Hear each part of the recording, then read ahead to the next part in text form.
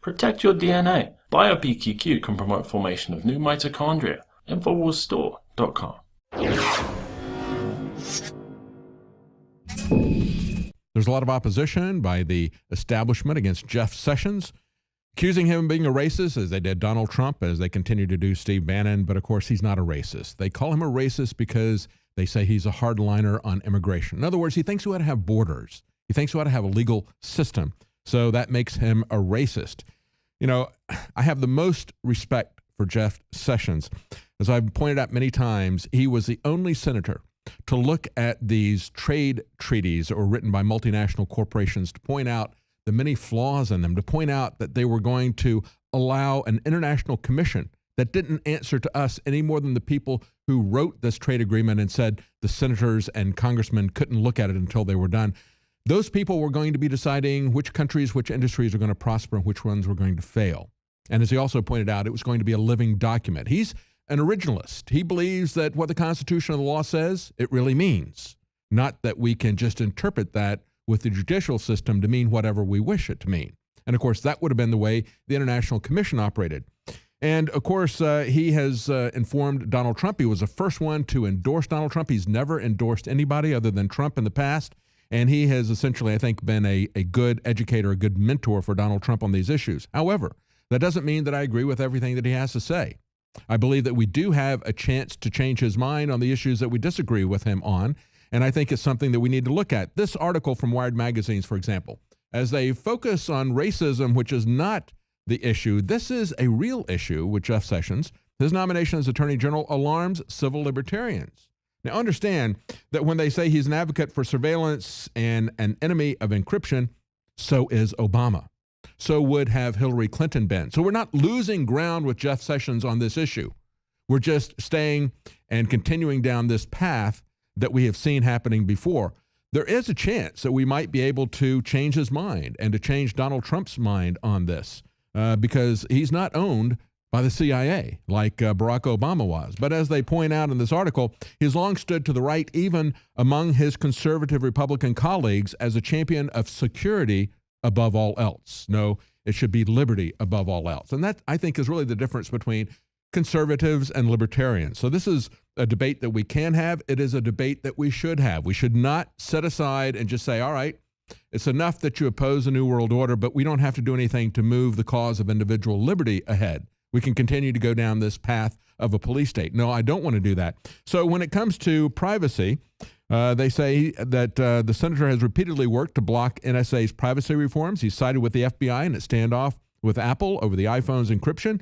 He's pushed legislation that would force technology companies to turn over private information to law enforcement, like CISPA and CISA, which just went through. But understand, as I pointed out before, this is really coming from Obama. This isn't something that is a Trump issue. This isn't something that is a Sessions issue. And this is a bipartisan problem that we need to have a bipartisan solution to. And we can oppose this. But let's look at this article here from Free Thought Project. 3 sinister things that America let Obama get away with that Trump can use to devastate the U.S. See, now those on the left are saying, well, now civil liberties matter to us. It didn't matter to them when Barack Obama was doing this, and it wouldn't have mattered to them when Hillary Clinton was doing it. And what are these things? Well, number one, targeting Americans for extrajudicial assassination, even children. Remember that? The drone strikes against people who had not been found guilty, people who were American citizens. Yeah, that's a very troubling precedent that was started. Number 2, listen to and spy on anyone they want without warrant or justification. Number 3, prosecute anyone who tells the truth. Come after Snowden. Maybe even come after Julian Assange. That's what Hillary Clinton and Barack Obama wanted to do. And remember, when we say these are 3 things that America let Obama get away with, that Trump could continue on with, understand that Barack Obama put more people in prison who were journalists and whistleblowers under the 1917 Espionage Act than all the presidents between 1917 and Barack Obama combined.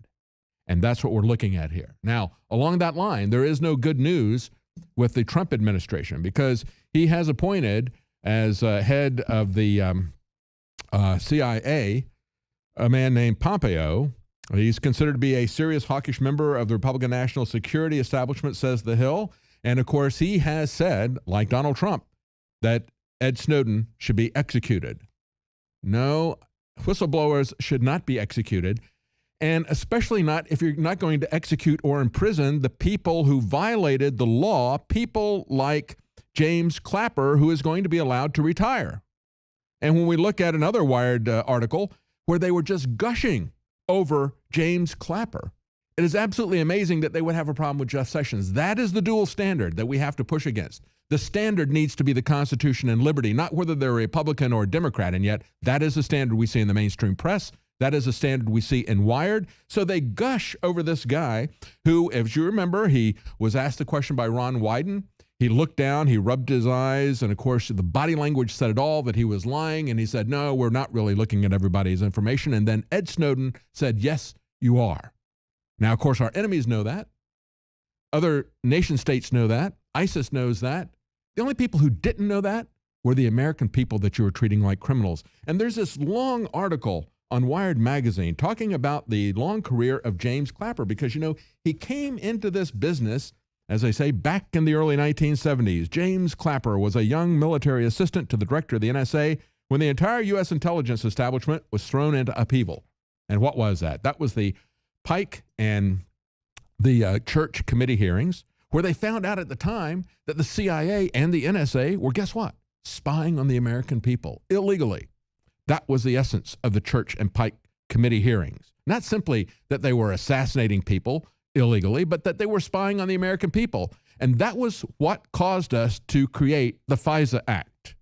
And now they have used the FISA Act, just like they used their lying oaths to the Constitution. These things that were meant to constrain them, they have used as devices to spy on all of us. And so this is a man, James Clapper, who lied to the American people, who came in as we were learning that they were spying on people. And now 40 years later, they say Clapper now presides over a broader intelligence purview than any of his bosses did back in the 1970s. So it has continued to grow. This has been a bipartisan situation. It has been Republicans and Democrats. It's gone on for decades.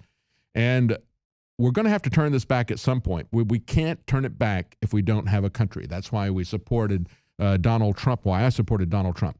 Now, to give you an idea, the fact that this is not going anywhere, and this is still under the Obama administration. Remember, we haven't had a Trump administration. We see this report from WND. Feds seek help spying on news articles, blogs, and posts. See, they're releasing even more new software to continually upgrade their game. And at the same time, the IRS declaring war on Bitcoin privacy.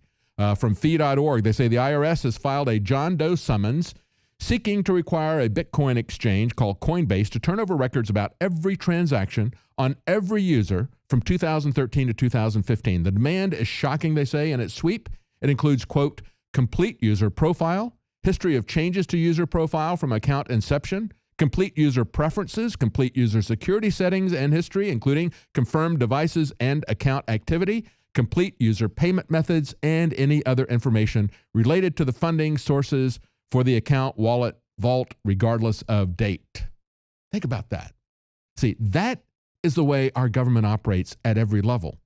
That is what we essentially have with the FISA Act, where they go in, as I said, it was set up to constrain them from illegally spying on American citizens. Instead, they said, you can go into this so-called court, which is not a court, it's simply a single judge, and you can go in, as Rand Paul pointed out, and say, I want a search warrant for Mr. and Mrs. Verizon, and you get everybody's information records. But look at how thorough this is, and look at how the IRS is doing this. It's every government agency believes that they can operate like an illegal black government CIA, NSA site. And of course, here you have the situation where the IRS goes in and says, I want Mr. and Mrs. John Doe's records. What is the basis for this sweeping confiscation of our records? Well, they say it's not limited to owners of large amounts of Bitcoin or those who have transacted in large amounts. No, they want everything from everybody. And here's the basis for their demand.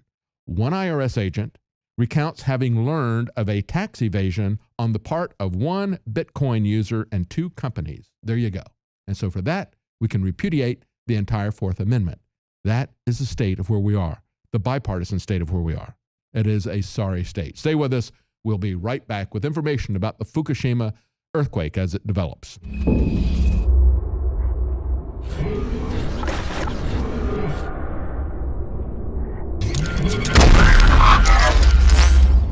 There was an article last Friday in Hollywood Reporter that is so important, where Steve Bannon, the chief strategist for President-elect Trump, lays it out that globalism was designed to make us poor and set up this elite system for rich families to control everything, and that America is going to absolutely now lead the world out of this with incredible prosperity, and they have the actuaries and the numbers with cutting taxes on working class people that will bring back Americana under the Republican Party. But he says we've got to purge the Republicans of the establishment people, and we've got to deliver to the people, and we will get a majority vote from whites, Hispanics, blacks, you name it, because it'll be based on having a sovereign, prosperous nation, not one where the government takes the wealth from the middle class and then redistributes it to a growing, dumbed-down, giant underpopulation made up of every race of human. If you want human liberty, if you want freedom, if you want self-determination, if you want to be able to control at least a small part of your own destiny, we are brothers, we are sisters in arms together in the great quest for free association, free will, and the right for self-determination. I salute you. And again, thank you for taking the Infowar, which you are the heart of, to the next level, and to encourage you to continue right through this Thanksgiving, to share the information with your friends and family, to share the articles, the videos, the URLs, the podcast, and to support the broadcast by getting the amazing pro-Second Amendment apparel, the pro-Trump apparel, the pro-nationalism apparel, the non-GMO heirloom seeds, the high-quality water filtration systems, the amazing supplements and nutraceuticals, which are running 30 to 50% off right through this week, with every day having a loss leader special at InfoWarsStore.com. Check it out today, and please continue to support this operation.